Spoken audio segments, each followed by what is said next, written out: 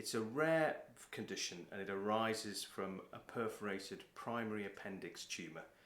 These tumours produce mucin, which comes from cells that then divide and produce more mucin, and the mucin fills the abdominal cavity and you get a condition that's coined jelly belly.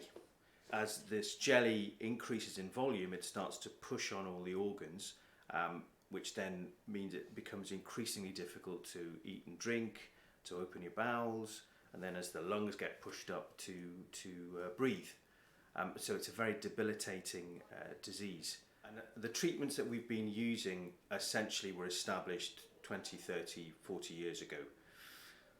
We know that the surgery works, but we also know that in a significant proportion of patients, in our experience probably about 40% of patients, by about 5 years, even if we've removed all of the tumour comes back. We think we may be able to delay that or potentially prevent it if, in addition to the surgery, we can tweak the hot chemotherapy wash so we get the drugs right, the temperature right, to try and delay or prevent recurrence. If we find that the higher dose is better for patients in terms of delaying their recurrence or improving their survival, and the side effects are manageable, then we will switch. But if we find that there's no difference, or that the complication rate from the higher dose is much greater, but there's no difference in survival, then we'll continue with what we're doing.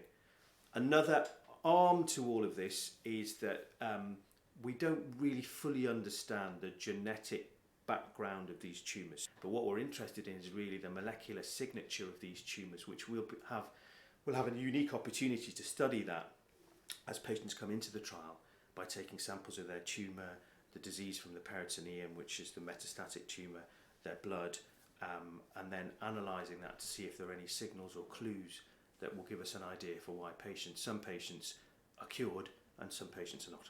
So I'm hoping that we can provide patients with a combination of treatments, both the surgery and the HIPEC, the hot chemotherapy wash, that will give them the best chance of cure. So essentially, we can remove all the disease, we can give them the HIPEC, the hot chemotherapy, and we've got a pretty good idea that they're going to remain disease-free and they'll be cured. And that's my hope.